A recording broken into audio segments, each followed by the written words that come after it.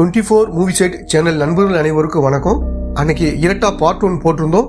மீதி கதையை இந்த வீடியோவில் பார்ப்போம். பார்க்காதவங்க டிஸ்கிரிப்ஷன்ல லிங்க் கொடுத்துருக்கேன், பார்த்துட்டு இதை பாருங்க. என்னடா பாத்திபா இதெல்லாம் உண்மையான இவரும் கேட்டுட்டு இருக்காரு. அப்பதான் வினோத் தம் அடிச்சுட்டு வெளியே வராரு. இவரும் இந்த பிரச்சனையை பார்த்துட்டு வேகமா இந்த இடத்துக்கு வராரு. இவருக்கும் பார்த்திபனை நல்லா தெரியும், அவருக்கு தான் சப்போர்ட் பண்ணி பேசுறாரு. இந்த நேரத்துல இந்த ரூம்ல 2 பேரும் என்ன பண்ணிட்டு இருக்கீங்கன்னு கேட்டுட்டு 2 பேரையும் தப்பா பேசுறாரு. இதனால அந்த பொண்ணு கோவப்பட்டு நாங்க 2 பேரும் ஃப்ரெண்ட்ஸ்னு சொல்றாங்க. இந்த பொண்ணு கூட இருந்த பையன் எகிரி வரான். இதனால கோவமான வினோத் அந்த பையனை தள்ளி விடுறாரு. இதுல டென்ஷனான பொண்ணு ஒரு பாட்டில வச்சு அடிக்க வராங்க. ஆனா அந்த அடி பார்த்திபன் மேல படுது. அதனால பார்த்திபனை ஹாஸ்பிட்டலுக்கு கூட்டிட்டு போறாங்க. அப்பதான் வினோத் கூட வரலன்னு தெரிய வருது. வினோத் கோவமா அந்த பையனையும் பொண்ணையும் ஏதாவது பண்ணிட போறாருன்னு யோசிக்கிறாரு. உடனே ஜீப்பை விட்டு இறங்கி ஒருத்தர்கிட்ட லிஃப்ட் கேட்டு மறுபடியும் ஹோட்டலுக்கு வராரு. ஃப்ரெண்டு கிட்ட என்னாச்சுன்னு கேக்குறாரு. அந்த பையன் ஓடிட்டான், ஆனா பொண்ணுன்னு தயங்குறாரு. பொண்ணுக்கு என்னாச்சுன்னு தெரியாம அவரும் வேகமா வராரு. அந்த நேரம் வினோத் ட்ரெஸ் எல்லாம் களைஞ்ச மாதிரி வெளியே வராரு. அந்த பொண்ணு கிட்ட வினோத் தப்பா நடந்திருக்காருன்னு இவருக்கு தெரியுது. நடந்த விஷயத்தெல்லாம் தினேஷ் எஸ்பி கிட்ட சொல்றாரு. இதை கேட்டு எஸ்பி அதிர்ச்சி ஆகி சதீஷை பாக்குறாங்க. சதீஷ் எப்போதும் வினோத்துக்கு ஆதரவா தான் பேசுவாரு. மேடம், இவன் சொல்றது உண்மையா இல்லையான்னு எனக்கு தெரியாது, ஆனா யாரும் வந்து புகார் கொடுக்கல, இவன் பொய் சொல்ல கூட வாய்ப்பு இருக்குன்னு சொல்றாரு. அடுத்து எஸ்பி கைதி முத்துவை கூப்பிட்டு நீ எதையாவது பாத்தியான்னு கேக்குறாங்க. மேடம், பின்னாடி யாரோ ஓடுற சத்தம் கேட்டுச்சு, ஆனா கன்ஃபார்மா தெரியலன்னு சொல்றான். சரி, பின்வழியை செக் பண்ணலாம்னு நினைச்சு அங்க வந்து பாக்குறாங்க. இந்த வழி மூடிதானே இருக்கும், ஏன் திறந்திருக்குன்னு கேக்குறாங்க. மேடம், தம் அடிக்க அடிக்கடி வந்து போவாங்க, அதனால ஓப்பன்லயே இருக்குன்னு சொல்றாரு. மினிஸ்டரும் எஸ்பிக்கு கால் பண்ணி கேஸை சீக்கிரம் முடிக்க சொல்றாங்க. எஸ்பி சதீஷ் கிட்ட என்ன கேக்குறாங்கன்னா, வினோத்துக்கும் அவரோட அண்ணனுக்கும் பழக்க வழக்கம் எப்படி இருந்துச்சுன்னு கேக்குறாங்க. சதீஷும் சொல்ல ஆரம்பிக்கிறாரு. ஏற்கனவே நடந்த சம்பவத்தை காமிக்கிறாங்க. சதீஷ் கூட வினோத்தும் ஒரு லேடி கான்ஸ்டபிளும் ஒருத்தரை தேடி கல்கட்டாக்கு வந்திருக்காங்க. பரபரப்பா தேடிட்டு இருக்காங்க. காலையில அவரை கண்டுபிடிக்கிறாங்க. பார்த்தா ஹீரோயின் வராங்க. ஹீரோயினை தேடி தான் வந்திருக்காங்க. 2 பேரும் பிரிஞ்சு 2 வருஷம் ஆயிருக்கும். இப்ப எதுக்கு வந்திருக்கீங்கன்னு ஹீரோயின் கேக்குறாங்க. இல்ல, ஒரு கேஸ் விஷயமா வந்தோம், திரும்ப அவர் கூட சேர்ந்து வாழ ஐடியா இருக்கா இல்லையான்னு கேக்குறாரு. அவரால் நான் அனுபவிச்சதெல்லாம் போதும், என்ன தொந்தரவு பண்ணாதீங்க, என்னையும் என் பொண்ணையும் வாழ விடுங்கன்னு சொல்றாங்க. அவங்களும் கிளம்ப ஆரம்பிக்கிறாங்க. அதே மாதிரி வினோத்துக்கிட்ட அவங்களுக்கு தேவையான பொருளெல்லாம் வாங்கிட்டு வர சொல்றாங்க. வினோத்தும் அந்த குழந்தை விளையாடுறதுக்கு சில பொருள்லாம் வாங்கி தராரு. அந்த குழந்தையும் சிரிச்சுக்கிட்டே பாக்குறா. இவரும் அந்த குழந்தைய பார்த்து சிரிச்சுக்கிட்டே கிளம்புறாரு. அடுத்த சீன்ல ஃப்ரெண்டு ஹீரோ கிட்ட உன்னோட ஒய்ஃபை எப்ப கூட்டிட்டு வர போறேன்னு கேக்குறாரு. சீக்கிரம் போய் கூட்டிட்டு வர போறேன்னு இவரும் சொல்றாரு. தம்பியும் சதீஷும் ஒய்ஃபை போய் பார்த்துட்டு வந்த விஷயம் இவருக்கு தெரிய வருது. ஹீரோ அங்க வந்து ஏன் கல்கட்டாவுக்கு போனீங்கன்னு கேக்குறாரு. இல்ல சார், ஒரு புகார் வந்துருந்துச்சு, அதனால விசாரிக்க போனோம்னு சொல்றாங்க. ஹீரோ தம்பிக்கிட்டையும் சதீஷ்கிட்டையும் ஏன் ஒய்ஃபை போய் பாத்தீங்கன்னு கோவமா பேசுறாரு.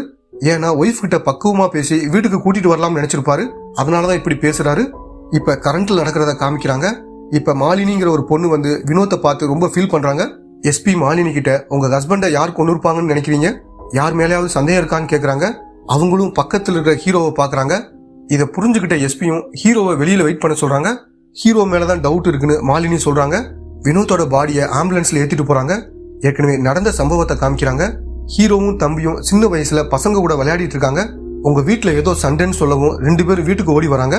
இவனோட அப்பா ஒரு போலீஸா தான் இருப்பாரு, ஆனா ஆள் சரியில்லாம இருப்பாரு. வேறொரு பொண்ணை கூட்டிட்டு வந்திருப்பாரு, ஒய்ஃபை போட்டு அடிக்கிறாரு. அப்பதான் ஹீரோவும் தம்பியும் வராங்க. இவங்களும் போலீஸ் ஸ்டேஷனுக்கு வந்து அங்க இருக்கிற சீனியர் ஆபீசர் கிட்ட புகார் கொடுக்குறாங்க. சீனியர் முன்னாடியே ஹஸ்பண்ட் அவங்கள அடிக்கிறாரு.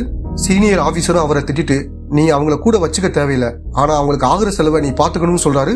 2 பசங்களை பாத்துக்க முடியாது, வேணா ஒரு பையனை பாத்துக்கிறேன்னு சொல்லிட்டு வினோத்தை கூப்பிட்டு போறாரு. வினோத்துக்கு ஆரம்பத்துல இருந்தே அப்பாவை பிடிக்காது, அதனால கோவமா வீட்டுக்கு வெளியில உட்காந்துருக்கான். அப்பா ஒரு லேடியை கூட்டு வந்தார்ல, அவங்களோட பொண்ணுகிட்டையும் தப்பா நடக்க முயற்சி பண்ணாரு. அந்த பொண்ணும் பயந்து வீட்டை விட்டு ஓடி போறா. தம்பி அம்மாவையும் அண்ணனையும் பார்க்க வரான். வீடு பூட்டி இருக்கு. அப்போ ஒரு லேடி வந்து 2 பேரும் வெளியூர் போயிருக்கதா சொல்றாங்க. நம்மளை விட்டுட்டு போயிட்டாங்கன்னு ரொம்ப கவலைப்படுறாரு. இதை நினைச்சுக்கிட்டே மறுபடியும் வீட்டுக்கு வராரு. அப்ப வீட்டுக்குள்ள இருந்து நிறைய பேர் கையில கத்தி ஆயுதங்கள்லாம் வச்சுக்கிட்டு வெளியே வராங்க. ஜன்னல் வழியா பார்க்கும்போது அப்பாவை பயங்கரமா தாக்கிட்டு போயிருக்காங்க. அவர் அங்கேயே இறந்து போறாரு. அவர் நிறைய பேர் கூட சண்டை போட்டிருப்பாரு. அதுல யாரோ ஒருத்தவங்க தான் இதை பண்ணிருக்காங்க. அடுத்த சீன்ல அம்மாவும் அண்ணனும் அப்பாவை பார்க்க வராங்க. இவரை விட்டுட்டு போனதுனால கோபமா இருப்பாரு. அவங்கள பார்த்து இனிமேல பார்க்க வர வேணாம்னு சொல்லி கதவை சாத்துறாரு. அதுல இருந்து தான் அண்ணனும் தம்பியும் சரியா பேசிக்க மாட்டாங்க. இருந்தாலும் ஹீரோ தம்பி மேல பாசமா தான் இருப்பாரு. அடுத்த சீன்ல சதீஷ் எஸ்பி கிட்ட வந்து இது தற்கொலை கிடையாதுன்னு சொல்லி ஒரு ரெக்கார்டான வாய்ஸை பிளே பண்றாரு. வினோத் சாகிறதுக்கு 5 நிமிஷத்துக்கு முன்னாடி ஃப்ரெண்டு கிட்ட ஜாலியா சிரிச்சு பேசுறாரு. இப்படி ஜாலியா பேசிட்டு எப்படி தற்கொலை பண்ணிக்க முடியும்னு சதீஷ் சொல்றாரு. மாலினி பிரமோத் மேல சந்தேகப்படுறாங்க.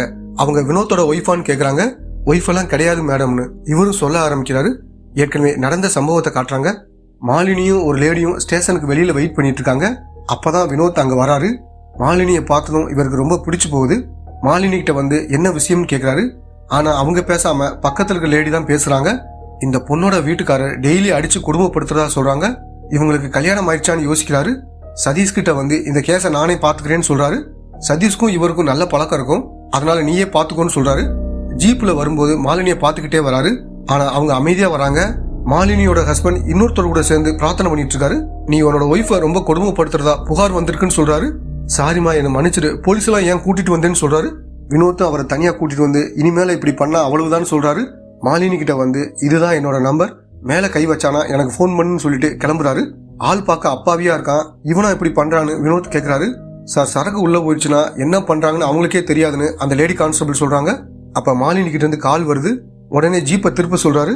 இப்ப வீட்டுக்காரர் மாலினியை கொல்லவே ட்ரை பண்ணிட்டு இருக்காரு. கதவெல்லாம் உடைச்சு பயங்கரமா சத்தம் போட்டுட்டு இருக்காரு. வினோத் அங்க வந்து அமைதியாருன்னு சொல்ல, ஆனா அவர் திமிரிக்கிட்டு சண்டைக்கு வராரு. வினோத் அவரை அடிச்சு அரெஸ்ட் பண்ணி கூட்டிட்டு போறாரு. மாலினியோட கையில அடிபட்டு இருக்கும், அதனால ஹாஸ்பிட்டல்ல இருக்காங்க. வினோத் அவங்கள பார்க்க வராரு. அவங்களும் சோகமா இருக்காங்க. எதை பத்தியும் கவலைப்படாத, நான் உனக்கு பாதுகாப்பா இருப்பேன்னு சொல்லிட்டு வீட்டுக்கு கூட்டிட்டு வராரு. வீட்டுல ஃப்ரெண்ட்ஸோட ஜாலியா தண்ணி அடிச்சிட்டு இருக்காரு. அவங்க போனதுக்கு அப்புறம் மாலினி கிட்ட வந்து பேசுறாரு. அவங்க கை மேல கை வைக்கிறாரு. இவங்களும் புரிஞ்சுக்கிட்டு விலகி வர்றாங்க. மறுபடியும் இவர் நெருங்கி வராரு. முத்தம் கொடுக்க ட்ரை பண்றாரு. இவங்களும் முறைச்சு பாக்குறாங்க. அதனால இவரும் படுக்க போயிறாரு. மறுநாள் எந்திரிச்சு பார்க்கும்போது மாலினி அங்க இல்ல. மாலினி கூட இருந்த அந்த லேடி கிட்ட போய் விசாரிக்கிறாரு. மாலினி ஒரு ஸ்கூல்ல வேலை பார்த்துட்டு இருந்தாங்க, ஆனா இப்ப அது லாக் ஆயிருக்குன்னு சொல்றாங்க. வினோத் மாலினியை தேட ஆரம்பிக்கிறாரு. அப்ப அந்த ஸ்கூல் வழியா வராரு. ஒருவேளை இங்க இருக்கலாம்னு நினைச்சு உள்ள வந்து பாக்குறாரு. மாலினி இங்கதான் உட்காந்துருக்காங்க. நான் பண்ணது தப்புதான், இனிமேல இப்படி நடக்காது, திரும்பி வான்னு கூப்பிடுறாரு. சரின்னு சொல்லிட்டு மாலினியும் வீட்டுக்கு வந்து சாப்பிடுறாங்க. வீட்டு வேலையெல்லாம் பார்க்க ஆரம்பிக்கிறாங்க. இவர் ட்ரெஸ் எல்லாம் வாங்கிட்டு வந்து தர்றாரு. அந்த ஸ்கூலை நடத்துறதுக்கு எல்லா வேலையும் முடிச்சுட்டேன், நீ வேணா அந்த ஸ்கூலை மறுபடியும் நடத்துன்னு சொல்றாரு. மாலினியும் அந்த அம்மாவும் ஸ்கூலுக்கு வராங்க. வினோத்தும் வந்து கூட ஹெல்ப் பண்றாரு. இதை பார்த்து இவங்க ரொம்ப சந்தோஷப்படுறாங்க. இவரும் நல்லா மாற ஆரம்பிச்சிடாரு. அதனால மாலினிக்கும் கொஞ்சம் கொஞ்சமா இவரை பிடிக்க ஆரம்பிக்குது. இந்த நேரத்துல ஹீரோ நிறைய பொண்ணுங்களுக்கு கிளாஸ் எடுத்துட்டு இருக்காரு. மாலினியும் இங்க வந்திருக்காங்க. அவங்கள கூட்டிட்டு போக வினோத் வராரு. இவன் கிளாஸ் எடுக்கிற மாதிரி இருந்தா நீ ஏன் இங்க வந்தேன்னு சொல்லிக்கிட்டே நடந்து போறாரு. எங்க அப்பானால நாங்க 2 பேரும் சின்ன வயசுல நிறைய கெட்ட பழக்கத்தை பாக்குற மாதிரி ஆயிடுச்சு. அதுல இருந்து அவன் மீண்டும் நல்ல நிலைமைக்கு வந்துட்டான். நான் தான் மாற முடியலன்னு சொல்லி வருத்தப்படுறாரு. இப்ப கரண்ட்ல நடக்கிறத காமிக்கிறாங்க. ஒரு போலீஸ் ஹீரோவுக்கு போன் பண்ணி எஸ்பி உங்களையும் சந்தேகப்படுறாங்க, உங்களோட கால் டீடைல்ஸை செக் பண்ண சொல்லியிருக்காங்கன்னு சொல்றாரு. ஹீரோ நேரா எஸ்பி கிட்ட வந்து என் தம்பியை நான் தான் கொலை பண்ணிருக்கேன்னு சந்தேகப்படுறீங்களான்னு கேக்குறாரு. விசாரணைன்னு வந்துட்டா எல்லார் மேலேயும் சந்தேகப்படுத்த ஆகணும்னு எஸ்பின்னு சொல்றாங்க. அந்த சமயத்துல நான் ஹாஸ்பிட்டல் இருந்தேன்னு சொல்றாரு. தினேஷுக்கும் உனக்கும் நல்ல பழக்கம் இருக்கு, அவனை வச்சு கூட இதை பண்ணிருக்கலாம்னு சதீஷ் சொல்றாரு. அப்படின்னா இந்த கேஸை நானே விசாரிக்கிறேன், குற்றவாளியை சீக்கிரம் கண்டுபிடிக்கிறேன்னு சொல்றாரு. சரி, நீங்களும் இதை விசாரிங்கன்னு எஸ்பி சொல்றாங்க. ஹீரோ தினேஷ் கிட்ட வந்து இன்னைக்கு காலையில என்ன நடந்துச்சுன்னு தெளிவா சொல்லுன்னு கேக்குறாரு. இவர் அவசரமா பாத்ரூம் போறதுக்கு முன்னாடி பெல்ட்டை கழட்டி டேபிள்ல வைக்கிறாரு. பக்கத்துல தான் வினோத் உட்காந்துருப்பாரு. இவர் பாத்ரூம்ல இருக்கும் போதுதான் 3 தடவை துப்பாக்கி சூட சத்தம் கேட்கும். இவர் வெளியே வந்து பார்க்கும் போதுதான் அந்த 2 பேர் கரெக்டா வருவாங்க. அடுத்து சந்தீப்பை வர சொல்றாரு. சந்தீப் கிட்ட என்ன நடந்துச்சு, அந்த நேரத்துல நீ என்ன பண்ணிக்கிட்டு இருந்தேன்னு கேக்குறாரு. சார், பாத்ரூம்ல இருந்தேன்னு சொல்றாரு. பாத்ரூம்ல அவன் இருந்தான், நீ எப்படி இருந்திருக்க முடியும் கேக்குறாரு. அவரும் தயங்கிக்கிட்டே லேடிஸ் பாத்ரூம்ல இருந்தேன்னு சொல்றாரு. இங்க இருக்கிற ஒரு லேடி கான்ஸ்டபிள் கூட தொடர்பு இருக்குன்னு சொல்றாரு. அடுத்து 2 லேடி கான்ஸ்டபிள் இருக்கிற இடத்துக்கு வராரு. ஒருத்தவங்களை மட்டும் அனுப்பிச்சு விடுறாரு. இவங்க கிட்ட கேட்க ஆரம்பிக்கிறாரு, உனக்கும் சந்தீப்புக்கும் தொடர்பு இருக்கா, அந்த நேரத்துல 2 பேரும் பாத்ரூம்ல இருந்தீங்களான்னு கேக்குறாரு. அவங்களும் தயங்கிக்கிட்டே ஆமா சார், அங்கதான் இருந்தோம், எனக்கு கல்யாணம் ஆயிடுச்சு, வெளியே தெரிஞ்சா பெரிய பிரச்சனை ஆயிரும், இத பத்தி யார்கிட்டயும் வெளியே சொல்ல வேணாம்னு சொல்றாங்க. அடுத்து ஜான் கிட்ட வந்து விசாரிக்கிறாரு. அவரு ரொம்ப டயர்டா இருக்காரு. சத்தியமா நான் இதை பண்ணலன்னு சொல்றாரு. வீடியோவுல ஏதாவது ஆதாரம் கிடைக்குதான்னு செக் பண்றாரு. துப்பாக்கி சூட சத்தம் கட்டணும். போலீஸ் கூட ஒரு கேமராமேனும் உள்ள வந்திருப்பாரு. அவர் எடுத்த வீடியோ தான் இது. அதுக்கப்புறம் தான் போக சொல்லியிருப்பாங்க. அவர் செல்லுகிட்ட வரும்போது செல்லுக்குள்ள யாரும் இல்ல, அங்க முத்துவை காணோம். உடனே முத்துக்கிட்ட வந்து எதுக்காக இந்த கொலையை பண்ணேன்னு சொல்லி அடிக்கிறாரு. அவனும் நடந்த விஷயத்த சொல்ல ஆரம்பிக்கிறான். தினேஷ் அர்ஜென்டா பாத்ரூம் போகும்போது இவர் வச்சிருந்த சாவி கீழே விழுந்திருக்கும். இவன் சம்பந்தமான ஆதாரத்தை அழிக்கணும்னு நினைச்சு எவிடன்ஸ் ரூமுக்கு வந்து அதை எடுக்கிறான். அதுக்கப்புறம் அதை டாய்லெட்ல போட்டுறான். அப்பதான் அந்த துப்பாக்கி சூடுற சத்தம் கேட்கும். உடனே செல்லுக்குள்ள வந்து பூட்டிக்கிட்டு சாவியை தூக்கி போடுறான். நடந்த சம்பவத்தை முத்து ஹீரோ கிட்ட சொல்றான். ஹீரோ மறுபடியும் வீடியோ செக் பண்றாரு. ஸ்டேஷனுக்கு பின்னாடி பசங்க கிரிக்கெட் விளையாடுறது தெரியுது. மினிஸ்டரும் எஸ்பி கிட்ட கேஸ் என்னாச்சுன்னு விசாரிக்கிறாங்க. அப்ப ஹீரோ உள்ள வந்து நான் தான் மேடம் இறந்து போன வினோத்தோட அண்ணன், இந்த கேஸ் முடிஞ்சிருச்சுன்னு சொல்றாரு. என்ன சொல்றீங்கன்னு கேக்குறாங்க. ஆமா மேடம், இது தற்கொலைன்னு சொல்றாரு. அவர் இறந்து போறதுக்கு 5 நிமிஷத்துக்கு முன்னாடி சந்தோஷமா ஃப்ரெண்டு கிட்ட பேசிருக்காருன்னு சதீஷ் சொல்றாரு. தற்கொலைன்னு சொல்றீங்க, அதுக்கு என்ன சாட்சின்னு மினிஸ்டர் கேக்குறாங்க.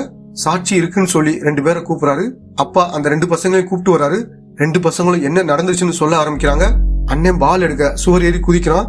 அப்ப ஜன்னல் வழியா பார்க்கும்போது வினோத் தன்னைத்தானே சுட்டுக்கிட்டு இறந்து போயிருக்காரு. இதைத்தான் அவன் பார்த்திருப்பான். பார்த்து பயந்து போய் திரும்ப அந்த இடத்துக்கே போயிருப்பான். இந்த பசங்களை எப்படி பிடிச்சிங்கன்னு கேக்குறாங்க. வீடியோல பசங்க கிரிக்கெட் விளையாடிட்டு இருந்தாங்க. எதேச்சியா இதை பத்தி கேட்கும் போதான் இந்த விஷயம் தெரிய வந்துச்சுன்னு சொல்றாரு. ஏன் தற்கொலை பண்ணிக்கிட்டாருன்னு கேக்குறாங்க. இன்னும் தெரியல மேடம், விசாரணை பண்ண வேண்டியிருக்குன்னு ஹீரோ சொல்றாரு. தம்பி ஏன் தற்கொலை பண்ணிக்கிட்டான்னு தலையை பிச்சுக்கிட்டு இருக்காரு. அப்ப யாரோ பாடுற சவுண்ட் கேக்குது. உள்ள வந்து பாக்குறாரு. அப்ப 2 போலீஸ் செல்போன்ல டிவி நிகழ்ச்சி பார்த்துட்டு இருக்காங்க. சார், அவர் சாகிறதுக்கு முன்னாடி இந்த டிவி ப்ரோக்ராம தான் பாத்துருக்காருன்னு சொல்றாரு. ஹீரோ செல்ல வாங்கி அதை பாக்குறாரு. ஹாஸ்பிட்டல்ல இருக்கும்போது இதே ப்ரோக்ராம தான் பாத்துருப்பாரு. இப்ப என்ன நடந்துச்சுன்னு காமிக்கிறாங்க. தம்பி ஃப்ரெண்டு கிட்ட இன்னைக்கு சீக்கிரம் வந்துருவேன், நைட்டு தண்ணி அடிக்கலாம்னு பேசிட்டு இருக்காரு. அப்பதான் அவரோட அண்ணி டிவில பேட்டி கொடுத்துட்டு இருக்கிறத பாக்குறாரு. தன்னோட பொண்ணு டிவி நிகழ்ச்சியில பாட போறத பெருமையா சொல்லிட்டு இருக்காங்க. அண்ணன் பொண்ணு டிவில பாட போறாளா, யார் அந்த பொண்ணுன்னு ஆச்சரியமா பார்க்க ஆரம்பிக்கிறாரு.